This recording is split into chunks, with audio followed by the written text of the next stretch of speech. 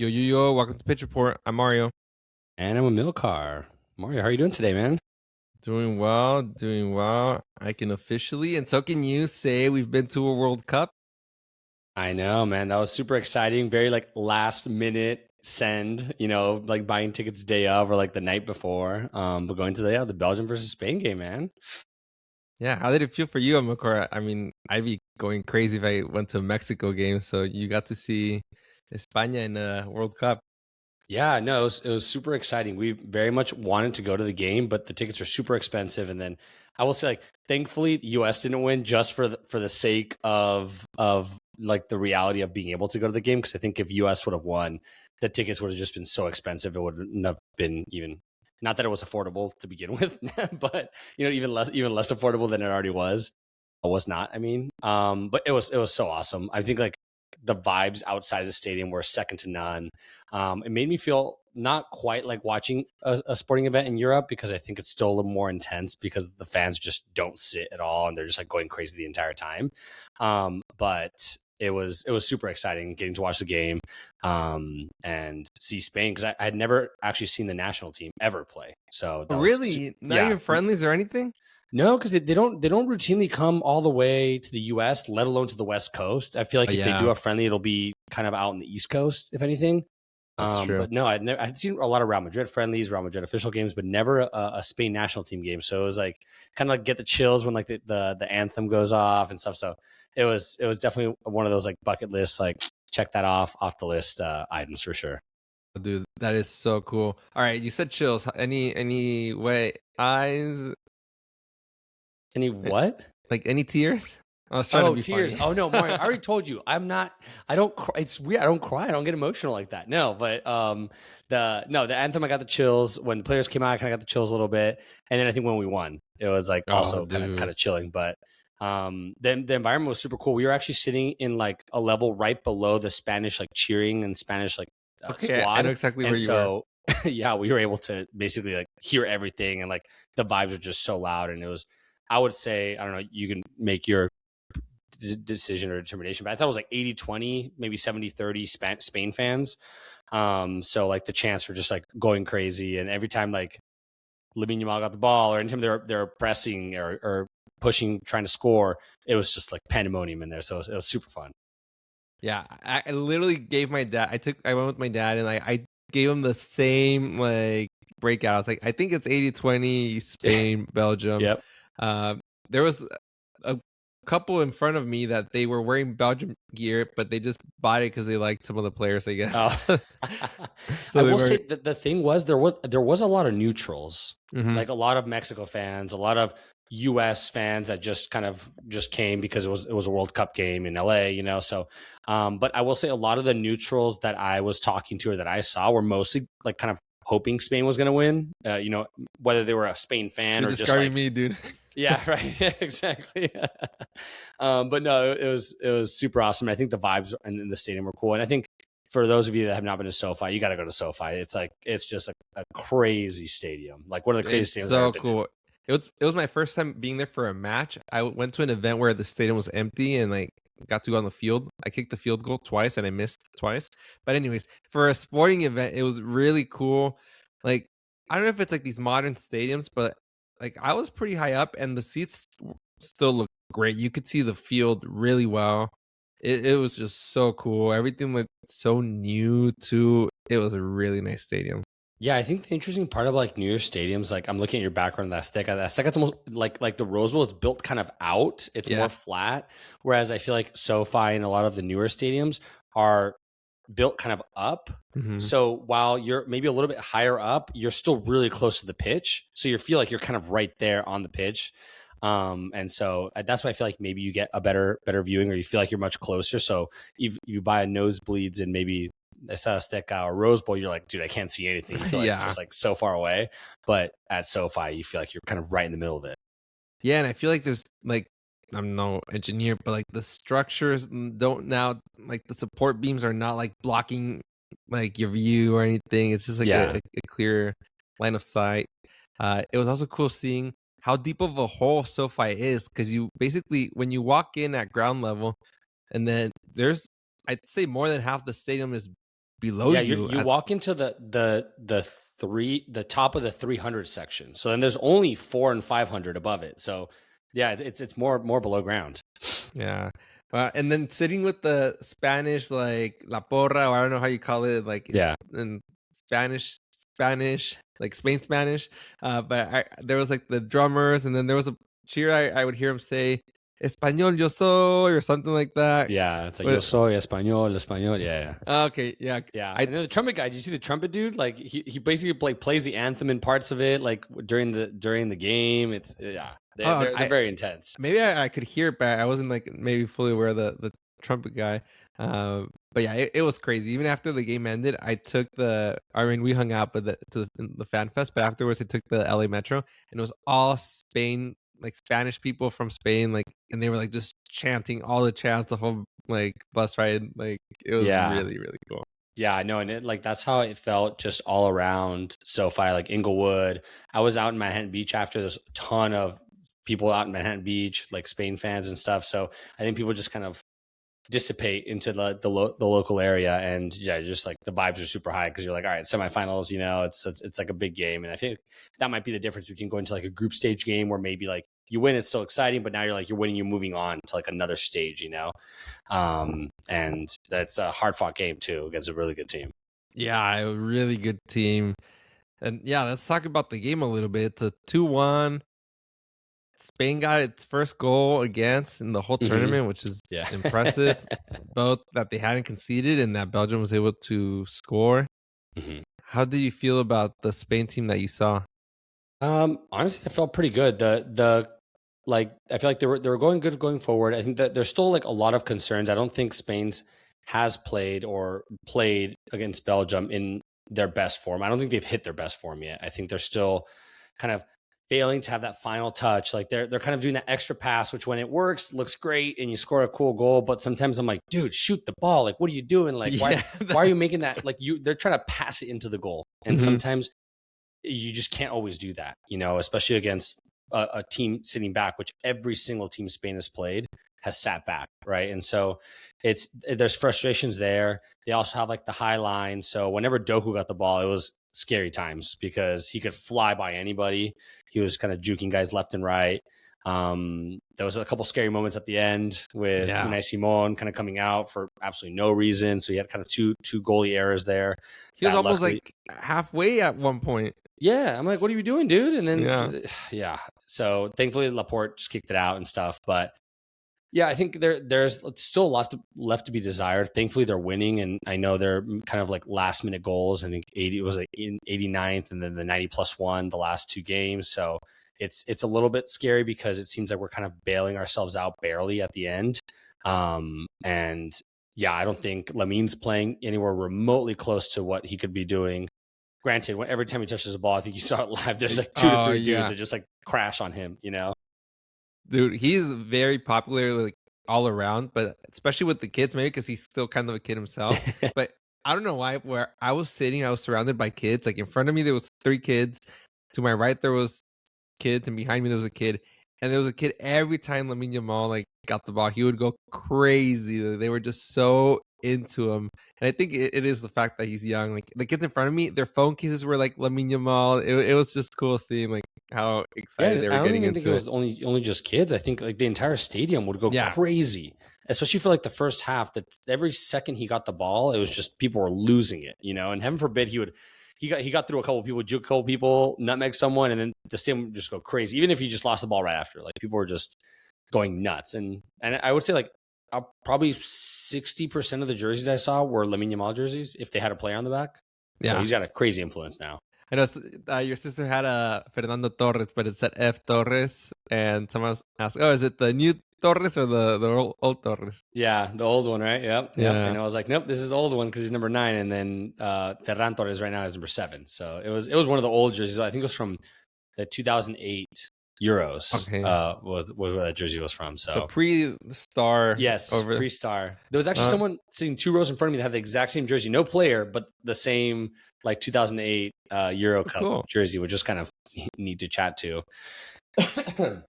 But yeah, I mean, how did you see the game?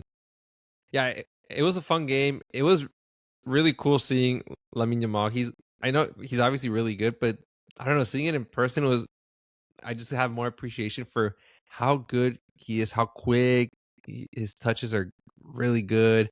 He's just like something else. You could see like why he's like a game changing element in Yeah. a game, which you can also like see through TV.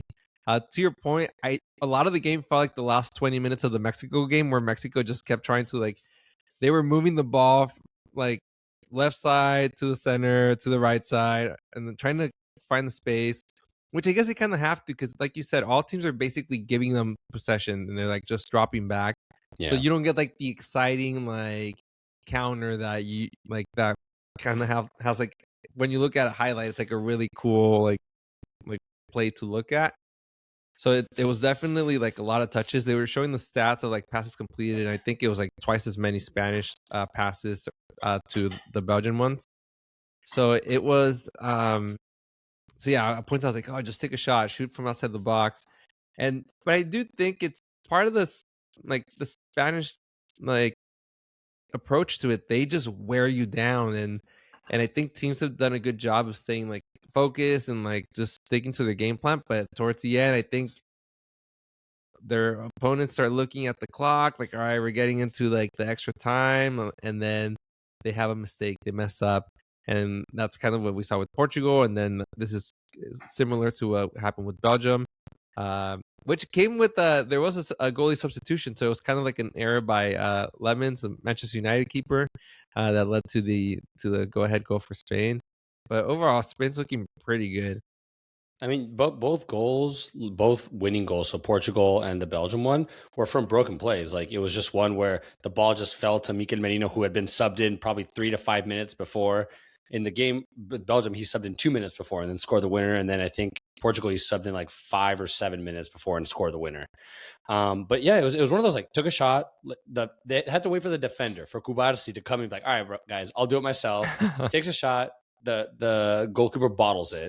You know, it was definitely like a tough grab, but still, it falls to Mikel Merino, puts it right in. But those are the things that if you don't have those shots or even take a shot, like that shot maybe is not like a shot from outside the box by a defender, maybe not the best shot, but there was a lot of opportunities where they were inside the box that instead of just taking a shot, they would just try to find that extra pass and then it didn't work out, right? But those are the ones, right? You take a shot, it deflects on someone, it hits the post, and then it falls to someone, and then you score a goal. And that's how both goals were scored against Belgium. The first one was the exact same way. It fell to them. They scored it, and then same one for this one. It was Fabian Ruiz and Mikel Merino.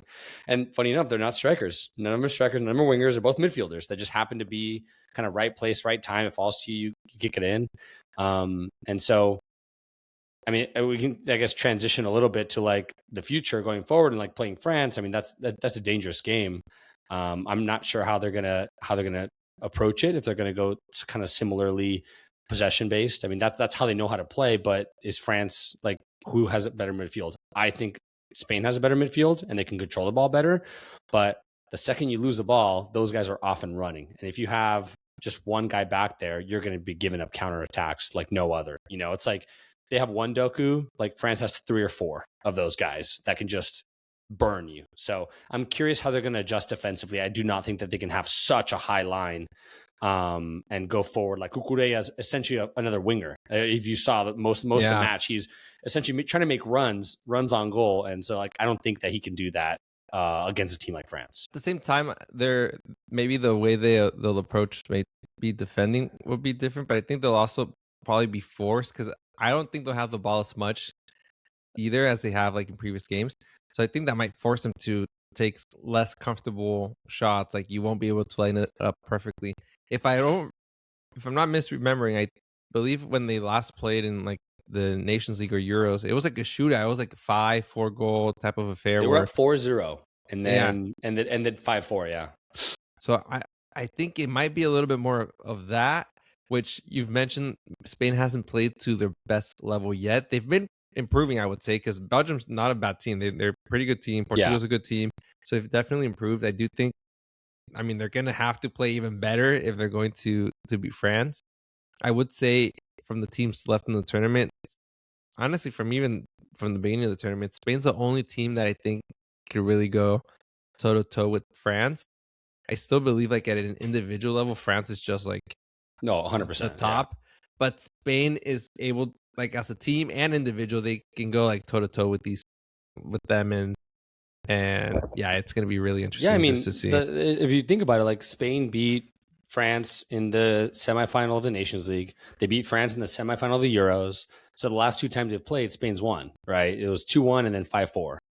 That they won both matches. So now it's gonna be the semifinal of the World Cup. So back to back to back semifinals that they're gonna play each other. But I've seen a lot of stuff, and I think World Cup Mbappe is different than any other Mbappe you ever see. He's like Yeah. just legendary World Cup player.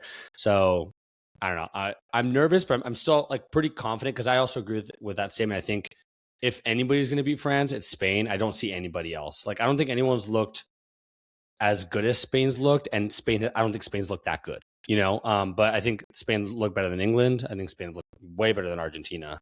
And so, in my opinion, I agree with you.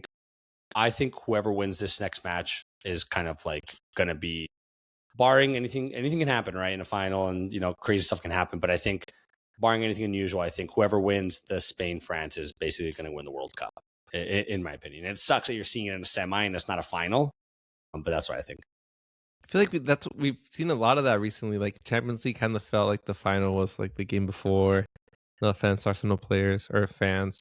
Uh, but yeah, it'll be interesting too because I think France hasn't really been challenged that much. It hasn't really seemed like any of their games have been difficult. So I'm curious to see how they adjust to like a much more difficult game in Well, I was looking in at a Spain. this, like, not stat, but this figure, and it was saying that the average opponent for Spain in the knockouts was 12.8th place in FIFA rankings. Then the next person is France at 28th, No like way, the FIFA ranking of 28, and then it goes 30, and then like 38 is Argentina. Argentina, which obviously makes sense. So so then I think I'm like, all right, well, Spain hasn't looked great, but they're beating, arguably, based off FIFA rankings, way harder opponents. So maybe like not looking great against way better teams is better than looking really good against maybe slightly inferior quality teams. So, yeah, I don't know. It's going to be tough no matter what, but I'm super excited for tomorrow and to see what happens, because I think no matter what happens, it's going to be a great game, and I think people in the world are just going to be like super pumped for this match. So does this game get settled in regulation time, or are we going extra time, penalties? It's, for me, it's hard to say, because I don't know how the game's going to be played, because I think if the game's played how you're saying, and it's a little bit more open, where neither team kind of has possession and it's more like a game of runs back and forth, I think Spain plays incredibly well, and I think Lamine Yamal will have a breakout performance if that's the case, because they're going to have to put him 1v1, and he can blow past anybody, as can Olise, as can Mbappe, as can Due, right? But I think right now he hasn't been able to capitalize, because he blows by one guy, then there's another guy. He blows by that guy, then there's a third guy, so he doesn't have a lot of room to play with. Also, if Nico Williams starts and plays on the left wing, that's also a complete game changer if he doesn't, because he's also super speedy.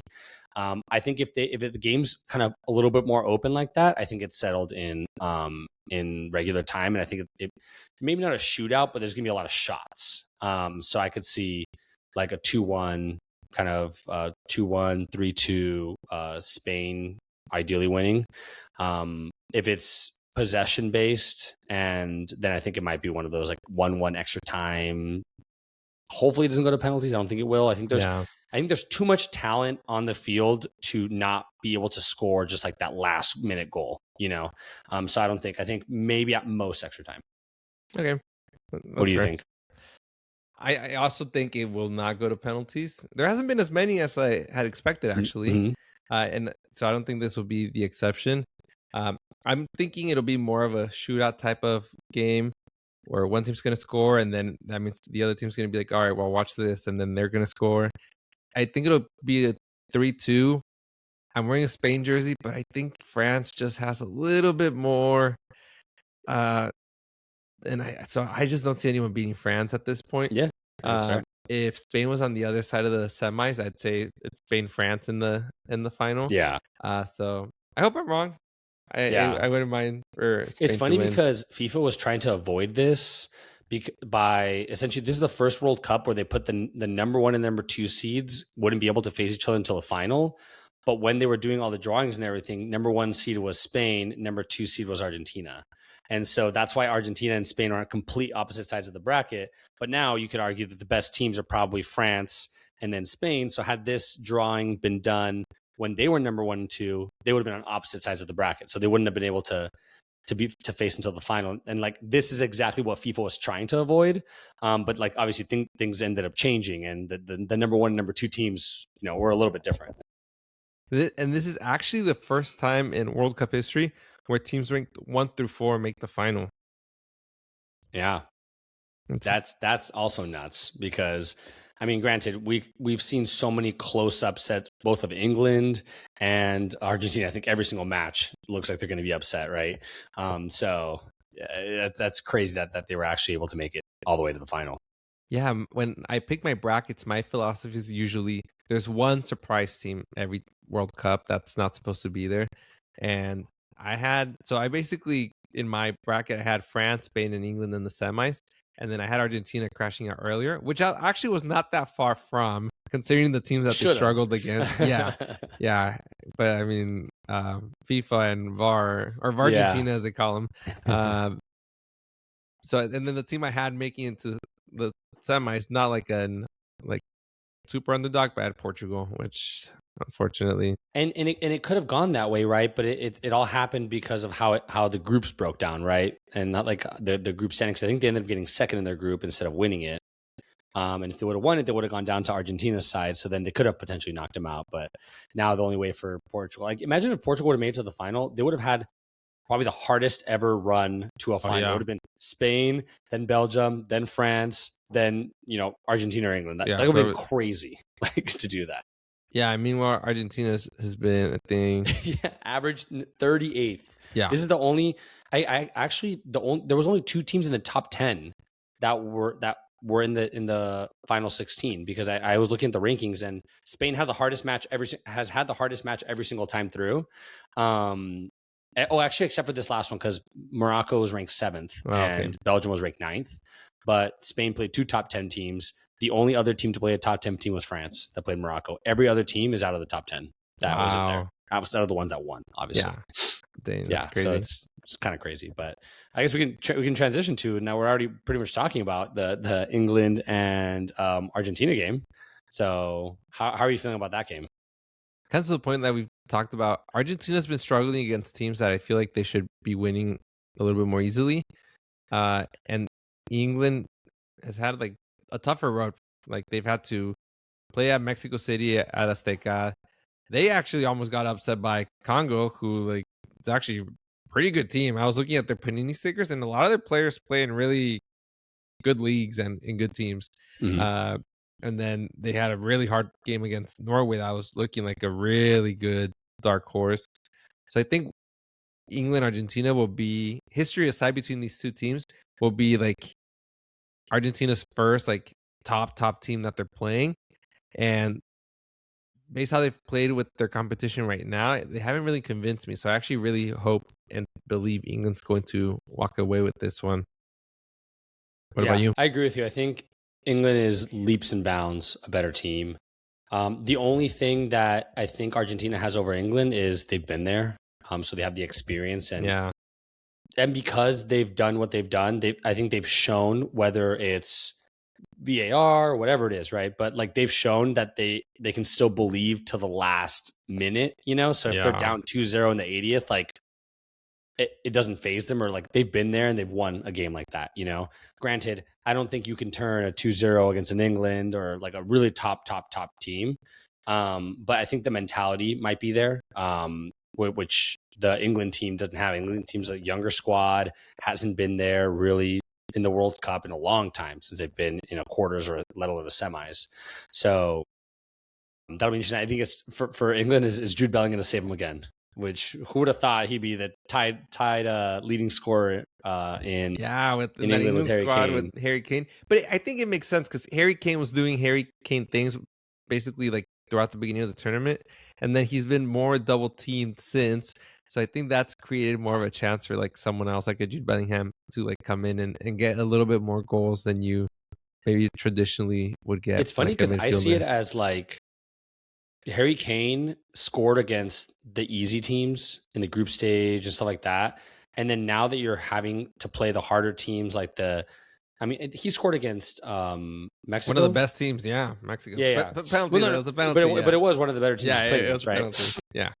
But now it's like when shit hits the fan, like we got to get a goal. It seems like Jude Bellingham is the one that's getting everything done. He Yeah. scored 2 goals in the quarters, and then in the round of 16, Yeah. 2 goals in the quarters, and they needed both those goals in both games to go through. And he's kind of like the big name player that just is showing up when they need something. Yeah, especially that first goal. I think you described it perfectly where it's like we need to get a goal. He just ran with it and just got a goal right as he was falling. It was a really nice Yeah, goal. he had talk about having people on him. I think he had like 4 guys. He went through 2 and then had 3 guys falling on him. He fell and just like that revived them, right? Because I was right before the half, so that kind of got them back. All right, cool, we're even, we're tied. Let's get it going, And that kind of like lit a fire under them. And then the second goal that he got again, it's just like that was right place, right time. Just kind of like fell to him, and he was able to score it. But yeah, I just think for him, I think he's got the Champions League experience. He's played in a lot of big games, especially as a young guy. Like, 'cause he's super young, like 22, 23. Yeah. Yeah. And so, but he's been in the limelight since 18, 19, playing huge games all the time. So I think that's where it pays off. And I think that's kind of the mentality that I'm seeing, in Argentina, that you do have a lot of those players, right? That can just be like, all right, screw it. We're down 1-0, we're down 2-0. Like, we're good. Like, we got this. Like, let's just keep slowly pushing through, I think we can't speak about this without talking about like all the BS calls that they've gotten. I think, the reds and the penalties and all the VAR stuff. And, I hate to always talk about that, but it just seems like every time we watch a game, it's like, it's the same story, like every single time. Like once, like, all right, second time, okay. But like it's 4, 5, 6 times in a row now that every game they're like about to lose. And then some sort of refereeing decision goes one way or the other. And then all of a sudden now they end up winning. Yeah. And I think most of the world, Argentinian society, don't want Argentina to win for those reasons, just because if anything, it just feels like it's been unfair. I really felt it for Egypt, like even more than Switzerland. It really feels like it was just straight up robbery, and it's unfortunate. And I don't. And they say like, oh, it's rigged. There's collusion. I think it's probably maybe not as nefarious as that to an extent. I think it's more, at least on the ref side, it's just like maybe it's unconscious bias. Like, man, if I like give Messi like a red, like talking to like the first game in the group stage, or just like calling things against them. I don't know. Like it just seems like it always goes in their favor in whatever way. Like, I mean, people just grew up being Messi fans that but for example, like the Lautaro Martinez that he like jumped onto like the crowd, right, and like celebrated with the fans and stuff. Like that's an automatic yellow card, right? And it's like taking your shirt off. So how do you just not be like, oh, I didn't see it, or like it's black and white decisions like that I'm like, how is this going without being seen? Like with the Messi one, okay, if it's not a red, what, like maybe it's a yellow, whatever it is, but like not even gonna VAR look at it. Like you're not even gonna look at it. If you look at it and then you're like, all right, no, I'm not calling it, fair. But like everyone saw that and didn't think we should probably take a second look at this. Those are the ones that I think are the egregious stuff that you're like, dude, this is BS, man. Like this has got to be rigged. Yeah, like with the Lautaro Martinez goal, Andres Cantor, Argentinian commentator, had no problem with it. He during the game said, "Oh yeah, in I forgot which other game it was. I think it might have been the Cabo Verde goal. He's like, oh yeah, the fan ran into like the stance as well, or the player. It's kind of like it depends on like the circumstances. Like the game was like basically like over. He was like kind of like justifying it."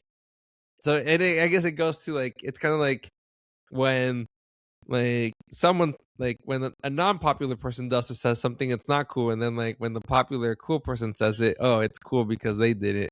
So it kind of feels like that. But it's just frustrating. I mean, it's just like, okay, like he should have gotten a red card, right? Because it was gonna be a second yellow, red card. You're not playing the next match. Like that's a huge loss to Argentina, right? Same thing with Messi. First match, you get a red card. You don't play, or maybe you play the next match. Who knows, right? Like seeing how FIFA's ruling things. But at least that match, it's like you're now not playing that whole entire game because it was super early on. And there's just been a lot of other stuff. Like I don't disagree with the red card, with the Embolo red card. It just sucks that the referee messed up by giving a yellow card because he saw something that was not there. So he made a massive mistake, like and being a bad referee. And so then the other person got punished. Whereas if they would have just played on or something, he would have never gotten a red card. So that's where I think it's just maybe it's convenient at that point. Yeah, and it's I think what's also frustrating too is the fact that they're will go out of their way to do something that favors Argentina. Like I'll go back to like and then blatantly not do something that might affect them. So like I'll go back to the Messi should have been red card example. The fact that you don't go and review a play like that, where if it was maybe done to Messi, it would be a review. Like it'd be the normal thing to do when in the England Mexico game they reviewed a foul and then it ended up being suspended for 2 games too. On top of that, yeah, exactly. So then you like, and it was like obviously not as egregious as that one was, but it wasn't far from it. But if they followed a protocol and stuck to it, and then when it's convenient for Argentina, that protocol doesn't seem to really. It seems to become more of a guideline than an actual like. Well, like I'll take it even one further, where it's almost spitting image of it. Like Messi's second goal in I think the first game or the second game, where there was a foul that's how they got the ball, and then they took it up, and then Messi ended up scoring. Didn't review it for VAR, and there was a foul like way back that's how they gained possession.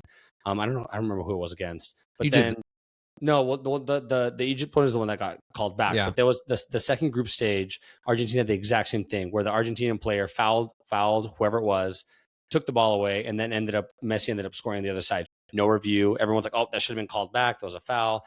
Exact same thing happens, but arguably worse because it was even further away from the ball, and gets called back. Like if you're gonna follow the rules, just follow it all the time. Like take that other goal back, take this goal back. Fine. But it's just like where I think that's also what's concerning. It's like we're seeing the exact same plays, but with even the same team and 2 completely egregious different calls. And to add fuel to the fire, there's been a lot of clips resurfacing from previous World Cups of like questionable calls that have gone in Argentina's favor, or where they've basically benefited them. And it's just, I think, getting people like more upset. And I think you can agree that we can look through every team's matches and find calls that go your way. But I think and so the history stuff, it's like I think people are just like now looking for things. But I think it's for it to happen. Like we talked about last World Cup, was it 6 or 7 penalties? Where there's been teams that played like 8 World Cups and haven't gotten like more than 3 penalties. Well, one of the clips that was like Messi Argentina got a penalty in their favor because Chechny, the Polish goalkeeper, went for the ball, touched the ball, and then touched Messi, who was trying to header it, and that was called a penalty on the goalkeeper because he made contact with Messi's hand. Messi did get the penalty blocked, and he's already missed 2 this World Cup, so maybe that's karma coming back. Call it karma. Or then there was like the clip from the I think quarterfinal match against the Netherlands where Van Dijk basically one possession of the ball and Messi just with his hand like tapped it like to kind of kill the play, and the ref just doesn't call it. And then there's been like clips of like Van Dijk's face like where he's like, oh my gosh, this thing's like rigged. And then now it's like Mo Salah's face, kind of when you realize like Well, I've seen a lot of those. It was like when you realize you're going to lose, and it was like a Switzerland player, and it was Salah, and then it was Cape Verde, and it was like every team, and you're just like when you realize like you have no shot here, really. But I think England has too much talent that even if things don't go their way, I think they're that much better than Argentina. That even if like some of these calls like this, I think they'll be able to overcome it, and I don't think Argentina will be able to overcome the vice versa. That's at least what I think right off the top. Hopefully they'll play them well, and we can see Argentina go home, because I think, like you said, I think every single country in the world, even Latin America, I've seen so many people from Brazil, so many Chileans, they're like, no, like, please, like, knock them out. And usually you think, like, generally the team, like, all right, your team's out, but you're like, all right, let's keep the cup in Latin America. Let's keep it in, North America and Europe, whatever. But everyone's, like, I think pretty consistently outside of Argentinian fans saying, like, please, like, everyone's an England fan now. Please knock them out. Like this has got to be over, dude. Yeah, and anyone but for me, honestly. Yeah, and I feel like I haven't seen something like that where everyone's rallying around like, dude, this cannot happen again. Like, don't let them win. Like everyone's just rallying around. It's like there's like those Cowboys memes that's like or like those memes that's like, oh, I follow the Chargers and then whoever's playing against the Cowboys. Like that those are my two favorite teams, you know? And it's like that's how it is right now. Like I'm a fan of my nation and then whoever's playing against Argentina. And that's how I felt literally every time since probably Cape Verde. And Cape Verde, I didn't think they had a chance to win. Obviously, they played way better than I thought. Dude, that was but amazing. outside of that, I was like, Egypt, come on. And then Switzerland, and then hopefully now England will do it. Yeah, the Egypt one was heartbreaking. 2-0 and then to lose 3-2. Yeah, and I think in regular time. Regular time, yeah. And I think England's going to have to win by more than one goal because that just to like make just and even in their head, I think they're gonna be like, no, we need to put this away. Yeah. I'm guessing like a 3-1 probably. But yeah, just to like for the avoidance of any doubt, to not leave it up to the refs or like a BS call. Yeah, no, I completely agree with you. I think they're gonna come out, they're gonna go out for the game.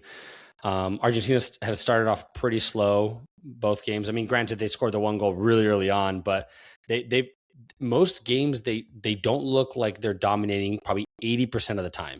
And then there's just 10 minutes or 15 minutes or 20 minutes that all of a sudden the game just flips on its head, you know, and this was like the, you know, last 5 minutes in extra time where they scored 2 goals, you know? So you look at the scoreline, you're like, oh, they won 3-1. Oh man, they like destroyed them in extra time. Be like, no, it was really like 2 minutes. Like, yeah, that they kind of did that, you know? And so, yeah, hopefully I think head to toe, England's a better team and hopefully they end up beating them and then seeing England in the final. That'll be another talking point of this World Cup. If is it coming home or not? Right. Yeah. And I think I would rather see England as a more competitive match against Spain or France, because I think they would be way more competitive than in Argentina, especially in a game where they're just like one off, everyone's watching. Like, yeah, definitely want to see it. Yeah, and they've it's been 60 years since they won a World Cup, so it would also be like a lot of generations of England fans have never seen the team actually win a World Cup, where you could say for the remaining 3 teams, most of them have at this point, unless you're maybe a child. But Spain's, I think, the one that won it. Yeah, 16 years ago. Furthest ago, yeah, in 2010, yeah. So that would be like a cool thing. I know we just had like a whole talk about Argentina, how like we don't want them to win, but I do want to credit Messi. Favorable cost aside, when it comes to play, I've been surprised at the level that he still played, because I said earlier in the podcast, like leading into the World Cup, that I didn't think he really had that much anymore. And when he turns it on, he has a lot more in the tank than I thought he would come World Cup time. Yeah, I completely agree with him. He was definitely, I don't want to say like the surprise of a tournament, but it was up there. Like I thought the same thing. I thought he was gonna be a little more washed up, playing in MLS, you know, maybe not as talented as playing in Europe, but he's dicing people up, man. When he gets the ball, I think everyone's very scared. I know I am when I'm rooting for the other team. Every time he gets the ball, I'm like, dude, get away from him. Like, someone grab the ball, like go double Tino and do that stuff, which it's crazy to say at you know, I think he's just turned 38. At 38, you still have that impact on the game. So the one thing I'll say is when you see a drop off, it comes fast. Like, I feel like players 2 years down the line, they go down fast. So who knows if we'll see him? Maybe we'll end up seeing him kind of like Ronaldo. Like you see his body, you don't think he takes care of it, but I'm sure he does just as much. Maybe not as much as Ronaldo, but like up there. He doesn't post like the flexing pictures on his Instagram. Yeah, his right. He doesn't have that body type either, right? But like it seems like he maybe doesn't take as much care of his body as Ronaldo. But if he does, then I could see him next World Cup coming back, playing again, and maybe a different role, and maybe not dominating, but if he can keep it up. Infantino loves the sound of that, I'll tell you that. Yeah, right. Let's see if he's still president by the time the next World Cup comes around. Yeah. But one thing that's interesting is that now all Final Four, everyone's already won the World Cup before, and so we're still at 8 nations that have won every iteration of the World Cup. Do you think the World Cup is set up, like the tournament is set up for kind of the same nations to win over and over again? Why do you think it ends up being kind of the same, 8 teams that are in the final or winning it? I mean, if you look at it, all of actually no, not Argentina. I was gonna say they all have top leagues. The Argentinian league is so good. I think a lot of it's like the talent that they have. Um, I'd say Brazil is not the Brazil that they used to be. Germany's not the Germany that they used to be. But But Germany's France, never had. I mean, sorry, Brazil's never had like a top league. Argentina's never had a top league. You know. yeah, no, and I'm saying so that's when I was saying like I guess Argentina's a bit of the exception. I don't know. I think it's but a lot of all their players essentially for the most part play in Europe. Mhm. So I think there's an element of that. I mean, it also helps when you have the goat or one of the goats. Like he really has been a game changer. Um, France has been honestly the best team of the century. Like so far from like 2000 on, I'd say they've been like the best team consistently. They've just had so much talent. I don't know. I think CONCACAF needs to improve like their leagues, which they're getting better. Africa's getting better. It's not far off. But yeah, I'm not sure. I was kind of thinking I was trying to figure what the common denominator is. Maybe it's like the consistent level of hard competition that they play in. I like you can't really I think for maybe a lot of Mexican players or CONCACAF players, the intensity that they play in the World Cup comes every 4 years for most of them, where Spain, France, England, Argentina, they're playing arguably more intense games in Champions League consistently for the most part. Or if you're in the Premier League, you're playing at maybe higher level because there is a belief that the World Cup is not maybe like as high of a quality of play compared to like club teams. So it might be the exposure. What do you think it is? I think it comes from way before um, these people are even playing like super competitive soccer. I think it's just I think the development that you see in like in the leagues, and that's why they develop like the club teams develop a lot of talent. I think it comes to how you can develop talent from a young age. So I think all of them are basically going to play soccer from when they're 6 7 years old. They can do it. The whole pay to play thing, right? Like that's a huge deal in the US, and that's why a lot of people think the growth has been stunted and there's not a lot of development in the league. Brazil, you can say like they've arguably produced because they're bringing players in from a really young age, right? And growing them, right? In Spain, a lot of like the younger leagues and stuff, they don't care a ton about winning. They care more about like, are we developing these kids into like good like soccer players? Whereas in the US, also it's all about winning, right? Like I'll give the ball to one kid as long as we win every game, right? If you have like one Messi on your team, Yeah, I'll that give it is to him the so whole time. true. Whereas like in Europe, it almost seems like it's more we want to develop everyone. So like maybe the defender is a midfielder, then he's a striker, then he's a goalie, then like they develop them into like well-rounded soccer players. I think that's why from a really young age they're able to develop the talent. So it's something that takes a lot of time, I think. And Europe has done a really good job of it, and I think Brazil also specifically has done an amazing job of doing that. And that's why you see like I mean, what out of the last final eight, it was 6 European, one African, and then Argentina, right? Out of all of them. So I think Who that's kind of the sometimes reason. claims they're European too. Who, Argentina? Yeah. Right. Yeah, and I would say like the whole the African thing I love too, and I think a lot of it is because a lot of those players were born in Europe. If you look at the Morocco team, more than half of them were born in Europe. No, maybe not more than half, but like about half of them were born in Europe. And so they're getting developed into that. I think now with Africa, I think people are more comfortable like with their roots, like representing like their family and stuff like that versus like for Hakimi, like I was born in Spain, so I'm going to play for Spain. No, he's like, I was born in Spain, but my parents are Moroccan. I feel Moroccan. I'm going to go play Morocco, you know? And I think a lot of players are actually now picking where they feel they're from versus before you were like, no, I'm just going to play. I was born here. Grew up here, and that's where I'm going to play.